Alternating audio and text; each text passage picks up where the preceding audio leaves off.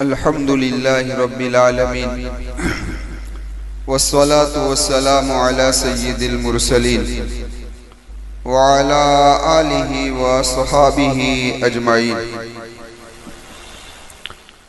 अऊज़ु बिल्लाहि मिनश शैतानिर रजीम। बिस्मिल्लाहिर रहमानिर रहीम। इन तज्तनिबू कबाइर मा तुनहौना अन्हु नुकफ्फिर अन्कुम सय्यिआतिकुम व नुदखिलकुम मुदखलन करीमा। सदक़ल्लाहुल अज़ीम। मुअज़्ज़ज़ सामीन किराम और पर्दा नशीन ख़वातीन, इस आयत करीमा के मुतालिक इससे पहले भी आपकी खिदमत के अंदर अर्ज कर चुका हूँ कि हज़रत अब्दुल्ला इब्न अब्बास रज़ी अल्लाह ताला अन्हुमा फरमाते हैं कि सूरे निसा की 8 आयत करीमा है ऐसी है कि इस उम्मत के लिए सूरज जिन चीज़ों पर तुलू होता है, वो जिन चीज़ों पर गुरूब होता है, उससे बेहतर है। तो उन 8 आयत करीमा में से एक आयत करीमा ये भी है कि इन तज्तनिबू कबाइर। आप जरा देखें, इससे पहले वाली आयत करीमा और इस आयत करीमा में रब्त किया है। इससे पहले अल्लाह तबारक व ताला ने फरमाया था कि किसी का माल नाजायज तरीके से हड़प न करो और नाहक किसी को कत्ल न करो। अब ये दोनों गुनाह ऐसे हैं जो कबीरा गुनाह है। तो अब इस आयत करीमा में फरमाया जाता है कि जो आदमी कबीरा गुनाह से बचे, इन तज्तनिबू कबाइर, कि अगर तुम कबीरा गुनाहों से बचते रहोगे, तुनहौना अन्हु, कि जिससे तुम्हें रोका जाता है, तो नुकफ्फिर अन्कुम सय्यिआतिकुम, हम तुम्हारी सय्यिआत को माफ कर देंगे, व नुदखिलकुम मुदखलन करीमा, और हम तुम्हें इज्जत के मकाम के अंदर दाखिल करेंगे। यानी कौन सा इज्जत का मकाम है भाई? जन्नत के अंदर अल्लाह तबारक व ताला दाखिल फरमाए। तो इस आयत करीमा से एक मफहूम तो ये भी समझ में आया कि अगर दुनिया में इंसान जिंदगी गुजार रहा और मौत से पहले पहले उसने अपने गुनाहों से पक्की व सच्ची तौबा नहीं की और इस दुनिया से रुखसत हो गया कबीरा गुनाहों के साथ, तो हो सकता है कि सगीरा गुनाह पर उसका मुआखजा हो। समझ में आई बात? कबीरा तो कबीरा, उस पर तो पकड़ है ही, लेकिन सगीरा पर भी पकड़ हो जाए। इसीलिए इस आयत करीमा से समझ में यह आ रहा है कि आदमी अपनी जात को कबीरा गुनाहों से बचाए। जब अपने आप को कबीरा से बचाएगा तो सगीरा गुनाह तो आम हालात में इंसान से होते रहते हैं, अल्लाह तबारक व ताला इन सारे सगायर गुनाह को क्या कर देंगे भाई? माफ फरमा देंगे। अब इसी तरीके से ये भी समझ में आया कि अल्लाह तबारक व ताला ने जिन कामों की करने का हुक्म दिया है, जो फराइद है, वाजिबात है, अगर इंसान इसको छोड़ रहा है तो ये भी कबीरा गुनाह है। नमाज का हुक्म दिया, ज़कात का हुक्म दिया, रोजे का हुक्म दिया, तो ये जो कुछ भी है अगर इसको छोड़ रहा है तो ये क्या है भाई? कबीरा गुनाह। अब मैं और आप अपनी जिंदगी का मुहासबा करें कि मेरी और आपकी जिंदगी के अंदर कितनी नमाज कज़ा हुई, कितनी नमाज कज़ा हुई। इसलिए बारहा आप हजरात के सामने ये बात अर्ज करता हूँ कि तौबा भी कर ले और कज़ाए उम्री भी शुरू कर दे। अल्लाह हम तमाम को इसकी तौफीक अता फरमाए ताकि जब मौत का फरिश्ता लेने के लिए आए तो हम आमाल नामा हमारा साथ। मौत बस क्या मैं बताऊं आपसे, सनीचर के दिन चचा के जनाजे के पीछे भतीजा खड़ा था, पीर के दिन वो इस दुनिया से रुखसत हो गया, है ना। मौत एक ऐसी चीज है, बस पानी के ऊपर पलपोटे होते हैं ना कि वो कब फूट जाए कुछ मुतय्यन है उसका वक्त, वैसी तरीके से हमारी जिंदगी है।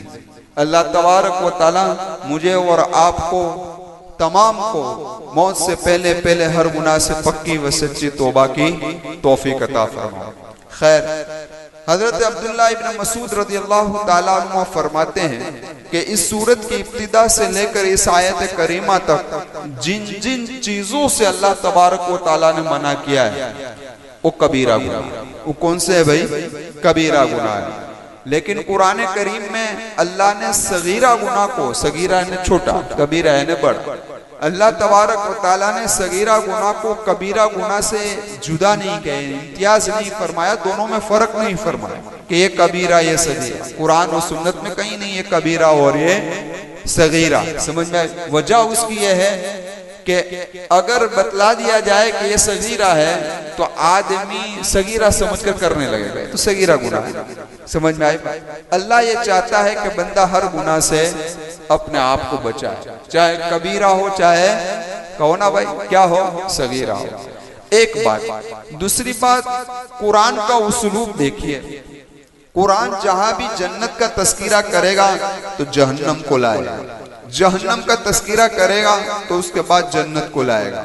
अब यहाँ भी आप जरा देखें, अल्लाह तबारक व तआला ने नाहक कत्ल का पहले जिक्र किया, तुम में से कोई नाहक कत्ल अपने आप को न करे, दूसरे को भी न करे। तो नाहक कत्ल करने वाला जहन्नम में जाएगा। कहाँ जाएगा? जहन्नम में जाएगा। तो उसके बाद अल्लाह तबारक व तआला ने इससे बचने वाले के सिलसिले में फरमाया कि वो जन्नत में जाएगा। तो जहां जहन्नम का तस्कीरा आया वहां पर क्या आ गया भाई? जन्नत का। अब एक जहन की हाजिरी के साथ एक बात सुनिए। यह बात यह है कि गुनाह के 4 दर्जे हैं। कितने दर्जे हैं भाई? गुनाह के 4 दर्जे हैं।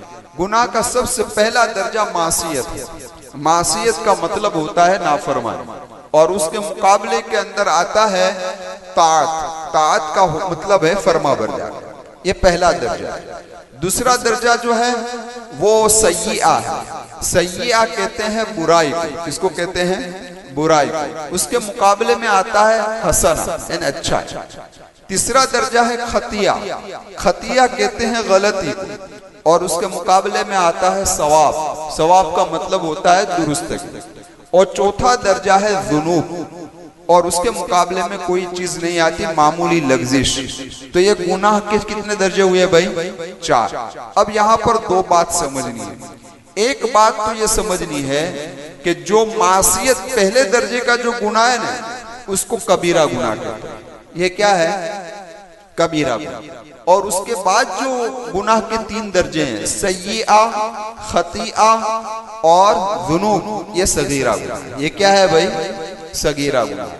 सगीरा गुनाह तो अल्लाह माफ फरमा देते हैं। इन्नल हसनात युज़हिबनस सय्यिआत। आदमी नेक अमल करता है तो उसके बदले में अल्लाह उस सगीरा गुनाह को क्या कर देते हैं? माफ फरमा देते हैं। लेकिन कबीरा गुनाह के लिए क्या है शर्त? तौबा। तौबा कौली हो या फ़ेल। कौली तौबा किसे कहते हैं? कि इंसान अल्लाह तबारक व तआला के सामने आजिजी के साथ, अज़्म व इरादे के साथ अब नहीं करूंगा, पक्की व सच्ची तौबा कर ले। समझ में आए बात? फ़ेली तौबा किसे कहते हैं? हज को। हज कि जिसका हज मकबूल हो गया, जिसका हज मकबूल हो गया, वो पूरे हज के अंदर अपने गुनाह की माफी न भी मांगे, तब भी अफ़आल जो करता है ना हज के काम, उसी काम से उसके सारे गुनाह माफ हो जाए। कबीरा गुनाह अल्लाह क्या कर देगा? माफ फरमा देगा। तो ये है फैली तौबा। ये क्या है भाई? फैली तौबा। तो एक है कौली तौबा, एक है फैली तौबा। एक बात। दूसरी बात ये नोट कर लो कि कुरान और सुन्नत में जहां ये फरमाया गया कि हम इस अमल के बदले में सय्यिआ माफ करेंगे, या कहीं फरमाया कि हम जुनूब को माफ करेंगे, कहीं फरमाया हम तुम्हारे खतिया को माफ फरमाएंगे। समझ में आई बात? तो जो हुक्म दिया है ना, वो गुनाह माफ होगा, उसके नीचे वाला माफ होगा। मिसाल के तौर पर कुरान ने कहा कि इन्नल हसनात युज़हिबनस सय्यिआ, कि नेकियों से हम तुम्हारी बुराई को क्या कर देंगे? मिटा देंगे। तो बुराई माफ हो जाए, बुराई का नीचे का गुनाह खतिया भी माफ हो जाए, और उसके नीचे का गुनाह जुनूब भी माफ हो जाएगा। लेकिन मासियत माफ होगी। जो हुक्म जहां तक का है वही, और उसके नीचे का माफ होगा, उसके ऊपर का माफ होगा नहीं। समझ में आ गई बात? खैर, अब एक बात और समझ लो, हर गुनाह ऊपर के एतबार से सगीरा है। हर गुनाह ऊपर के एतबार से सगीरा है, और हर गुनाह नीचे के एतबार से कबीरा है। अब यह शायद आपको समझ में कम आया होगा। 4 भाई। कितने भाई हैं? 4 भाई हैं। तो हर भाई नीचे के एतबार से बड़ा है और ऊपर के एतबार से छोटा है। आप तीसरे नंबर के भाई को कहो तो वो आखिरी नंबर से बड़ा है, लेकिन ऊपर वाले से छोटा है। भाई इसी तरीके से हर गुना ऊपर के एतबार से छोटा है और नीचे के एतबार से क्या है भाई, बड़ा है। अब कबीरा गुनाह की तादाद कितनी है मालूम है आपको? एक तो शाह अबरारुल हक साहब हरदोई रहमतुल्लाहि अलैहि ने 51 बड़े बड़े गुनाह का एक पोस्टर छपा हुआ है ना। मैं बारहा आप हजरात के सामने अर्ज कर चुका हूँ कि इस पोस्टर को सामने रखो, इसमें से कौन से गुनाह में मुब्तला हूं उससे तौबा करो। जो गुनाह कर रहे थे छूट गए हैं, अल्लाह का शुक्र अदा करो। जो गुनाह हो रहे हैं तो उसको छोड़ने की क्या करो भाई, कोशिश करो। जो गुनाह अभी तक नहीं हुए, जो गुनाह अभी तक तुमसे हुए नहीं है, अल्लाह से दुआ करो, अल्लाह मौत तक हिफाजत फरमाए। समझ में आई बात? लेकिन ये तो शाह अबरारुल हक साहब हरदोई रहमतुल्लाहि अलैहि ने क्या 51 बड़े बड़े गुनाह का जिक्र किया है। लेकिन हजरत अब्दुल्लाह इब्न अब्बास रज़ियल्लाहु ताला अन्हुमा का कौल है कि बड़े गुनाह 700 है। कितने कितने 700 है बड़े गुनाह। और इसी को अल्लामा इब्न हजर हैतमी ने अपनी किताब अज़्ज़वाजिर अन इर्तिकाबिल कबाइर, उसका उर्दू में तर्जमा भी हो गया है। इनमें इन 700 गुनाहों का जिक्र भी किया है और साथ साथ के अंदर उसकी तफसील भी बयान की है। तो उलमा तो फरमाते हैं, हमारे तो मुताले का शौक नहीं है, उलमा फरमाते हैं कि इस किताब को रखना चाहिए और उसका मुताला करना चाहिए ताकि इंसान अपनी जात को कबीरा गुनाहों से क्या करे भाई, बचाए। अल्लाह की जात से उम्मीद है कि जो आदमी कबीरा गुनाह से बचकर इस दुनिया से चला जाएगा, इंशाअल्लाह वो जन्नत में पहुंच जाएगा। इंशाअल्लाह वो जन्नत में पहुंच जाएगा। अभी मौका है, मेरे लिए भी है, आपके लिए भी है। मैं भी जिंदगी का काफी अरसा गुजार चुका हूँ, 50 साल हो चुके और मुझसे भी बड़े इस मजलिस के अंदर बैठे हुए हैं। तो अब हम मौत के करीब जा रहे हैं। अब हमारी सारी ख्वाहिशें, तमन्नाएं जिसको कहते हैं ना, वो अब टूट चुकी है। अब तो हमें पक्की व सच्ची तौबा कर लेनी चाहिए। हर गुनाह से पक्की व सच्ची तौबा कर लेनी चाहिए ताकि बस अल्लाह से दुआ करते रहो, अल्लाह अचानक मौत से हिफाजत फरमाए, मौत से पहले पहले पक्की व सच्ची तौबा की तौफीक दे दे। खैर, अब जरा एक बात हमें और समझनी है, वो ये समझनी है कि कबीरा गुनाह किसे कहते हैं, सगीरा गुनाह किसे कहते हैं। तो उसकी तारीफ के अंदर उलमा ने अपने ज़ौक़ और इल्म के एतबार से अलग अलग बातें की हैं। मसलन सुफियान सौरी रहमतुल्लाहि अलैहि फरमाते हैं कि कबीरा गुनाह हुकूकुल इबाद है, कि हुकूकुल इबाद को छोड़ो तो ये कबीरा गुनाह है, और हुकूकुल्लाह, अल्लाह का कोई भी हक तोड़ो तो ये सगीरा गुनाह। कौन कह रहे हैं? सुफियान सौरी रहमतुल्लाहि अलैहि। अबू इसहाक इस्फराइनी फरमाते हैं कि कबीरा गुनाह, हाँ उनका कौल मेरे जहन से निकल गया, लेकिन एक तीसरा कौल अभी जहन में है, वो समझ लो। फरमाया उलमा ने कि जो आदमी दिलेरी के साथ कोई गुनाह करे तो ये कबीरा है, और कोई आदमी नदामत के साथ कोई गुनाह करे, गुनाह तो कर रहा है लेकिन नदामत भी है कि मैं गलत कर रहा हूँ, समझ में आई बात, तो ये सगीरा गुनाह है। ये उलमा ने उसके अलावा भी तारीफें बयान की है, लेकिन सबसे जामे तारीफ और सबसे अच्छी और सही तारीफ, जिसको ज्यादा राजे कहा जाता है, वो कबीरा गुनाह की तारीफ ये है कि जिस गुनाह पर वईद आई आखिरत की, क्या आखिरत में सजा मिलेगी, समझ में आई बात। एक दूसरा फरमाया जिस गुनाह पर हद लगती हो, हद कहते हैं कि किसी गुनाह की सजा दुनिया में दी जाए, चोरी में हाथ काटा जाता है, शराब में कोड़े मारे जाते हैं, जीना में संसार किया जाता है, तो ये दुनिया के अंदर सजा दी जाती है, हद की, समझ में आई बात, तो ये कबीरा गुनाह है। तीसरा फरमाया कि जिस गुनाह पर अल्लाह तबारक व तआला ने लानत का लफ्ज़ इस्तेमाल, इस पर लानत हो, अल्लाह का गजब हो, तो फरमाया कि ये कबीरा गुनाह है। चौथा फरमाया कि जिस गुनाह के अंदर इस कदर खराबी हो कि जो इन तीनों से भी बड़ी हो, कौन सी? जिस पर हद लगती हो, जिस पर वईद आई हो, जिस पर अल्लाह ने लानत की हो, इससे भी सख्त हो, तो ये कबीरा गुनाह। और एक तारीफ भी फरमाई है, फरमाया कि जो आदमी दीन के काम में सुस्ती की वजह से कोई काम पैदा हो जाए तो फरमाया कि ये भी कबीरा गुनाह है। तो ये कबीरा गुनाह की तारीफ फरमाई है। लेकिन कबीरा हो या सगीरा हो, हर गुनाह से अपनी जात को क्या करना चाहिए? बचाना चाहिए। इसीलिए सहाबा किराम रिज़वानुल्लाहि ताला अलैहिम अजमईन की जुबान पर हमेशा एक जुमला लेता था। क्या रहता था? ला सगीरता माल इसरार। कोई सगीरा गुनाह सगीरा नहीं रहता उसको बार बार करने से। कोई छोटा गुनाह तुम बार बार करो तो बड़ा हो जाता है।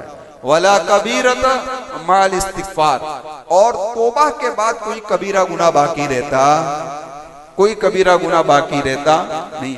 इसीलिए उलमा ने लिखा है कि वज़रू ज़ाहिरल इस्मी व बातिना। समझ में आई बात? छोड़ो गुनाहों को। जो गुनाह तुम्हें नजर आते हैं उसको भी छोड़ो, जो नजर नहीं आते हैं उसको भी छोड़ो। खलवत के भी गुनाह छोड़ो, जलवत के भी गुनाह छोड़ो। समझ में आई बात? सब गुनाह को छोड़ दो। जब तुम सारे गुनाहों को छोड़ दोगे तो तुम्हारी जिंदगी पाकीज़ा बन जाएगी। इसीलिए फरमाया उलमा ने कि गुनाह की मिसाल कैंसर जैसी है कि वो दवा से अच्छा होता नहीं है, इंजेक्शन से अच्छा होता नहीं है। उसके लिए एक ही हल है, ऑपरेशन। क्या? ऑपरेशन। जितना हिस्सा खराब हुआ है उसको निकालो तो इस मर्ज से आपकी जान छूटेगी। भाई इसी तरीके से इंसान को अपनी जात से गुनाहों को क्या है? निकालना है। पहले आदमी अपनी जात को सोचे। किसको सोचे भाई? जो आदमी 6 फुट पर हुकूमत कर रहा है ना, बस उसको अपनी जात को सोचना चाहिए कि मैं मेरी निगाह से, मेरी जुबान से, मेरे पेट से, मेरी शर्मगाह से अपने आप को गुनाहों से क्या करूं? पाक व साफ करूं। लेकिन आज आदमी 5-6 फीट के अपनी जात पर मेहनत नहीं करता और पूरे आलम की फिक्र लेकर घूम रहा है। किस भाई? पूरे आलम की फिक्र लेकर घूम रहा है। हालांकि पहला हक यह है कि इंसान अपनी जात की फिक्र करे, उसके बाद अपने घर की फिक्र करे। किसकी फिक्र करे? घर की फिक्र करे। अल्लाह मुझे भी तौफीक अता फरमाए, हम तमाम को तौफीक अता फरमाए। इसीलिए एक शख्स नबी करीम सल्लल्लाहु अलैहि वसल्लम की खिदमत में हाजिर हुआ और अर्ज करने लगा, ए अल्लाह के महबूब सल्लल्लाहु अलैहि वसल्लम, मैं सबसे ज्यादा इबादत गुजार बनना चाहता हूँ। तो मेरे महबूब ने क्या फरमाया? इत्तकिल महारिम तकुन आबदन नास। जो चीजें अल्लाह ने हराम की है उसको छोड़ दे तो बहुत बड़ा इबादत गुजार बन जाएगा। देखो नबी करीम सल्लल्लाहु अलैहि वसल्लम ने नहीं फरमाया कि कसरत से नफल पढ़ो, कसरत से रोजे रखो, कसरत से माल की खैरात करो। कोई चीज नबी ने नहीं फरमाई। यही फरमाए गुनाहों को छोड़ दो। गुनाहों को छोड़ दोगे तो तुम क्या बन जाओगे भाई? सबसे बड़े आबिद बन जाओगे। इसलिए कि नफल इबादत का करना मुश्किल नहीं है, आसान। क्या है? नफल इबादतों का करना मुश्किल नहीं है, आसान है। लेकिन गुनाहों का छोड़ना बहुत मुश्किल है, बहुत मुश्किल है। बूढ़ा हो जाए फिर भी गुनाह छूटते नहीं। समझ में आई बात? कमर टेढ़ी हो जाए फिर भी गुनाह छूटते नहीं है। तो छूटेंगे क्यों? तो उलमा ने लिखा है कि गुनाह के नुकसान का दिल के अंदर यकीन बिठाए, और जब तक यकीन नहीं बिठेगा वहां तक गुनाह छूट नहीं सकता। समझ में आई बात? मसलन सांप देखने में कितना अच्छा लगता है लेकिन कोई पकड़ने जाता है नहीं, क्योंकि उसका नुकसान मालूम है कि डस लेगा तो बैक टू पैवेलियन हो जाऊंगा। समझ में आई बात? इसलिए कोई उसके करीब जाता नहीं है। बस इसी तरीके से इंसान के दिल के अंदर गुनाह का नुकसान दिल के अंदर बैठ जाए कि मेरे इस गुनाह से मेरा रब नाराज हो जाएगा। गुनाह का सबसे बड़ा नुकसान अगर कोई है तो कौन है भाई? अल्लाह नाराज हो जाएगा। जब अल्लाह नाराज हो जाएगा तो फिर काम क्या हो गया? सब खत्म हो जाएगा। तो इसलिए अपने आप को गुनाहों से बचाने की फिक्र कर। देखो आपने वाकया तो सुना है, हजरत साद बिन वक्कास रजी अल्लाह ताला, साद बिन वक्कास रजी अल्लाह ताला अन्हु क्या कह रहे हैं? बहरीन की तरफ हमला करने के लिए रवाना हुए। रास्ते में क्या आ गया? समंदर आ गया। और समंदर भी छोटा मोटा था नहीं, 36 किलोमीटर। कितना? 36 किलोमीटर समंदर था। तो हजरत साद बिन वक्कास रज़ी अल्लाह ताला अन्हु ने लोगों से ये नहीं कहा कि भाई लकड़ियां तलाश करो, कश्तियां बनाए ताकि उस पार जाना है, या किसको तैरने आता है ताकि आसान हो जाए। ऐलान आपने जो किया ने वो सुनने के काबिल है। आपने ऐलान यही किया कि हमारे इस मजमे के अंदर कोई कबीरा गुनाह करने वाला तो नहीं है। क्या कहा? हमारे इस मजमे के अंदर कोई कबीरा गुनाह करने वाला तो नहीं है, अल्लाह की नाफरमानी करने वाला तो नहीं है। अगर कोई है तो फरमाया कि तौबा कर। क्या कर ले भाई? तौबा कर। तो पूरे मजमे ने कहा अल्हम्दुलिल्लाह, एक भी कबीरा गुनाह करने वाला मौजूद नहीं है। जब पूरे लश्कर का जवाब आ गया तो साद बिन वक्कास रज़ी अल्लाह ताला अन्हु ने कहा घोड़े को समंदर में डाल। इसी को अल्लामा इकबाल ने कहा था, दस्त तो दस्त दरिया भी न छोड़े हम, दस्त तो दस्त दरिया भी न छोड़े हमने, बहर जुलुमात में दौड़ा दिए घोड़े हमने। वरना उनके पास तो टूटी हुई तलवारें थी, जीरा भी थी नहीं, लेकिन रूहानी ताकत मजबूत थी। क्या थी भाई? रूहानी ताकत मजबूत थी। अपनी जात को इन लोगों ने गुनाहों से बचाया था। इस बिना पर अल्लाह की मदद उन पर आती रही और ताकत, रूहानी ताकत इतनी आई और रौब इतना आया कि जिसके बिना पर दुश्मन हाँफने लगे। देखकर हाँफ गए। देखा कि तो समंदर में इस तरीके से घोड़े आ रहे हैं कि जिस तरीके से खुशकी में जा रहे हैं, ये तो ऐसा लश्कर है ना कि जिस लश्कर को न जंगल रोकती है, न मंगल रोकता है, न समंदर रोक रहा है, खुद ब खुद क्या हो गया। तो इसीलिए रूम सुपर पावर थी ना, रूम तो बहुत सुपर पावर ताकत थी। आप जरा अंदाजा लगाइए, सहाबा का लश्कर जब रूम की तरफ रवाना हुआ ना, तो ये लोग जान गए थे ये खाते हैं सिर्फ खजूर, और सहाबा पर ऐसा भी दौर गुजरा है कि एक खजूर की गुठली पर 10-10 सहाबा बसेरा करते, ऐसा भी दूर गुजरा है साहबा। खैर मैं अर्ज कर रहा था, खजूर खा रहे हैं, वो देख रहे हैं कि इनका खुराक तो सिर्फ खजूर है, पानी है और कुछ नहीं है, लेकिन ताकत इनकी मजबूत है कि सबको ये लोग हपा रहे हैं। तो वजह क्या थी? वो जान गए थे कि इनका ताल्लुक अल्लाह तबारक व तआला की जात से क्या है? मजबूत है। तो इसीलिए रूमियों ने फैसला किया था, क्योंकि रूम की औरतें बड़ी खूबसूरत होती है, रूम की औरतें बड़ी खूबसूरत। इसलिए जब सहाबा का लश्कर गया तो इन्होंने औरतों को खड़ा कर दिया, बरहीना औरतों को, हाफ बरहीना औरतों को, ताकि लोग उस पर देखेंगे माइल हो जाएंगे तो गुनाह के अंदर मुब्तला हो जाएंगे, अल्लाह की मदद हट जाएगी। लेकिन वो मोहम्मद रसूलुल्लाह की सोहबत याफ्ता थे, एक ने भी नजर उठाकर देखा नहीं। और रूम को भी खत्म करके ये लोग, पता ये चला कि ये जो हमारा दुश्मन, उसका मुकाबले के लिए हमें अपने रूहानियत को मजबूत करना पड़ेगा। जिस्मानी से काम नहीं चलेगा, रूहानियत को मजबूत करना पड़ेगा, अपनी जात को गुनाहों से बचाना पड़ेगा। वक्त हो रहा है, वरना मैं आपको एक वाकया सुनाता, कहो तो मैं सुना दूं अगर इजाजत हो तो। खैर सुना देता हूं, आप लोगों की तमन्ना है तो। आपने अभी जंग आजादी पर बयानात सुने ना? जंगिया मुफ्ती साहब ने 2 हफ्ते किए, यहाँ भी हुआ होगा, वहां भी हुआ होगा, क्योंकि इत्तेफाकन जुमा ही के दिन यौम आजादी था। खैर, तो उसमें आपने उलमाए देवबंद की कुर्बानियां भी सुनी होगी। उसमें आपने एक नाम सुना होगा, हजरत मौलाना हुसैन अहमद मदनी, सुना है आप? खैर, हजरत का क्या आलम था, आपकी ऐसे ही अंग्रेज कोई भागा नहीं है। हाँ, ये भी बड़ी ताकत वाले थे, लेकिन क्यों इन उलमाए किराम के सामने भाग गए? वजह ये थी कि इनका रूहानी पावर भी क्या था? मजबूत था। वो सिर्फ हफ्ते में एक दिन दारुल देवबंद से छुट्टी रहती थी और आप बयान करते थे अंग्रेजों के खिलाफ, तो अंग्रेज को ये खुशती थी ये बात। इस बिना पर अंग्रेज ने चाहा कि किसी भी तरीके से दारुल देवबंद से हुसैन अहमद मदनी रहमतुल्लाहि अलैह को क्या किया जाए?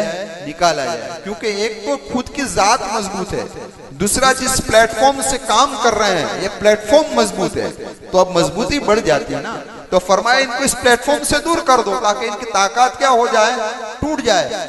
लेकिन अंग्रेज खुद दारुल देवबंद के अंदर दखलगिरी कर सकता नहीं था, तो उसने हैदराबाद के नवाब को कहा, क्योंकि हैदराबाद का नवाब बहुत बड़ा चंदा दारुल देवबंद को देता था, तो कहा कि भाई आप प्रेशर करो, इनको निकाल दे दारुल से। हैदराबाद के नवाब ने दारुल देवबंद में खत लिखा। उस वक्त मोहतमिम थे कारी मोहम्मद तैयब साहब रहमतुल्लाह अलैह। फरमाया खत के अंदर लिखा कि आप मौलाना हुसैन अहमद मदनी को निकाल दीजिए, अगर आप नहीं निकालते तो हम चंदा बंद कर देंगे।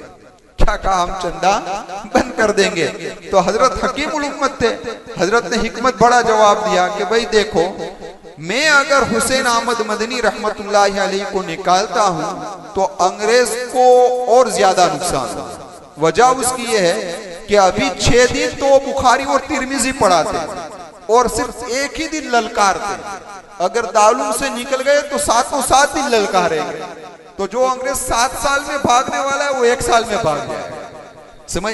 इसलिए अंग्रेज की खेर इसी में है कि ये दारुल देवबंद के अंदर पैक है। समझ में आई बात?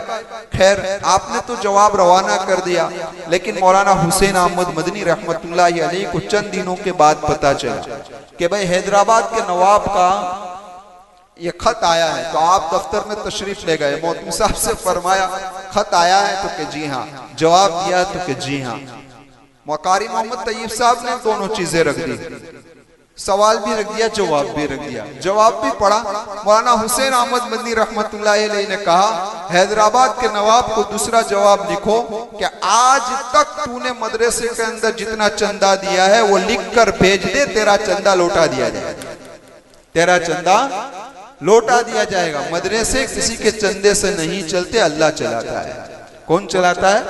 अल्लाह चलाता है। क्योंकि कारी मोहम्मद तैयब साहब रहमतुल्लाह अलैह का जवाब हकीमाना था और मौलाना हुसैन अहमद मदनी रहमतुल्लाह अलैह का जवाब क्या था? मुजाहिदाना था। तो आखिरकार अंग्रेज जैसी ताकत एक शख्स से इतनी क्यों कांपती थी? कोई वजह तो होगी ना। वजह यही थी कि सुन्नत आदाब के बड़े पाबंद थे। और मैं इससे पहले भी अर्ज कर चुका हूं, जो आदमी जितना मोहम्मद रसूलुल्लाह सल्लल्लाहु अलैहि वसल्लम के नक्शे कदम के करीब आएगा, इतना ही उसका रौब फाजिरों पर पड़ेगा। इतना ही उसका रौब किस पर पड़ेगा? फाजिरों पर पड़ेगा। यह उसूल है, ज़ाब्ता है। समझ में आई बात? सुन्नत का इतना एहतमाम था कि मैं आपसे क्या अर्ज करूं, एक मर्तबा थाना भुवन तशरीफ ले गए हजरत हकीमुल उम्मत रहमतुल्लाह अलैह की खानकाह के अंदर। रात का वक्त था, जाके मस्जिद के कोने में सो गए। सुबह हुई तो हकीमुल उम्मत ने देखा कि हुसैन अहमद मदनी रहमतुल्लाह अलैह, हजरत आप कि जी रात को बता देते, बिस्तर लगा देते, सोना था, सो गए। सादगी बहुत थी, सो गए। तो हजरत बता देते आने का वक्त, कि आपके निज़ामुल औकात के अंदर कोई वक्त ही नहीं है कि मैं आपको बताऊं कि मैं आना चाहता हूं। तो हकीमुल उम्मत रहमतुल्लाह अलैह ने फरमाया, ये निज़ामुल औकात जो है वो तो अवाम के लिए है, आप जैसे खवास के लिए नहीं है, खास आदमियों के लिए नहीं है। खैर, फजर की नमाज का वक्त हुआ तो मौलाना हुसैन अहमद मदनी रहमतुल्लाह अलैह से कहा कि नमाज पढ़ा दीजिए। आप नमाज पढ़ाने के लिए आगे बढ़े। नमाज पढ़ाई, जुमा का दिन था। पहली रकात में हामीम सजदा और दूसरी रकात में सूरह दहर, क्योंकि जुमा के दिन फजर की नमाज में ये 2 किरात पढ़ना, पहले में 3 रुकू है, दूसरे में 2 रुकू है, बराबर है, ये सुन्नत। फजर जुमा के दिन फजर की नमाज में इन 2 सूरतों को पढ़ना क्या है? सुन्नत है। तो आपने सुन्नत के मुताबिक नमाज पढ़ाई। अब जानते हैं कि पहली रकात के अंदर सजदा आता है, ऐलान नहीं हुआ था और खानकाह की सफ़े कुछ ज्यादा थी, पीछे वाली सफ़ों को पता नहीं चला कि हजरत सजदे में गए। वो ये समझे कि हजरत रुकू में गए, तो वो लोग पढ़ते रहे सुभान रब्बियल अज़ीम, सुभान रब्बियल अज़ीम, सुभान रब्बियल अज़ीम। अब सजदे से सिर्फ खड़े हुए तो फिर अल्लाह अकबर का, तो पीछे वाले ताजुब में पड़ गए कि समी अल्लाहु लिमन हमीदा होना चाहिए, ये तो अल्लाह अकबर। तो खैर, नमाज के अंदर खलल हो गया। क्या हो गया भाई? अब नमाज जब मुकम्मल हुई ना तो इंतिशार, और इसी इंतिशार में जिन लोगों की नमाज खराब हुई थी वो हजरत के मकाम को जानते हो या न जानते हो, कुछ बदकलामी कर। क्या कर दी? कुछ बदकलामी कर दी। हकीमुल उम्मत को पता चला रहमतुल्लाह अलैह को।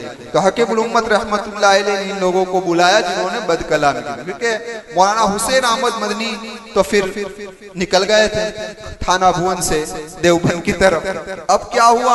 हजरत ने बुलाया, तुमने मौलाना हुसैन अहमद मदनी रहमतुल्लाह अलैह के सामने बदकलामी की। क्या की है? बदकलामी की है। तुम्हारी बैत को छीन लिया जाता है, तो आप मुझसे बैत है वो खत्म। जब तक मौलाना हुसैन अहमद मदनी रहमतुल्लाहि अलैहि के सामने तुम तौबा नहीं करो, वहां तक तुम्हारी बैत वापस नहीं। ये क्या जाने सुन्नत के मुताबिक नमाज पढ़ाए, किसके मुताबिक नमाज पढ़ाए? सुन्नत के मुताबिक नमाज पढ़ाए। तो खैर मैं अर्ज कर रहा था, ये लोग वहां गए देवबंद माफी मांगने के लिए। वहां पहुंचे तो मौलाना हुसैन अहमद मदनी रहमतुल्लाहि अलैहि ने खत में जवाब में लिख दिया हकीमुल उम्मत रहमतुल्लाहि अलैहि को कि हजरत आप इनको बैत वापस कर लीजिए, आपके फयूजात और बरकत से इनको महरूम न कीजिए। ये लोग आए जवाब लेकर, पढ़ा हकीमुल उम्मत रहमतुल्लाहि अलैहि ने, फरमाया, कहने लगे आपने साफ साफ तो नहीं बताया होगा ना कि तुमने क्या बदकलामी की, आपने तो मुतलक कहा हमसे गुस्ताखी हो गई तो मौलाना ने माफ कर दिया होगा। क्या क्या बोले वो भी बताओ, क्या क्या बोले हैं वो भी बताओ, फिर माफ कर तो मेरे पास आ।